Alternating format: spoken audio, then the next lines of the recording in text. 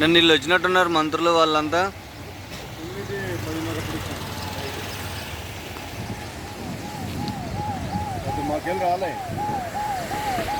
వాన ఇవ్వాలి కూడా ఉంది అటుగా.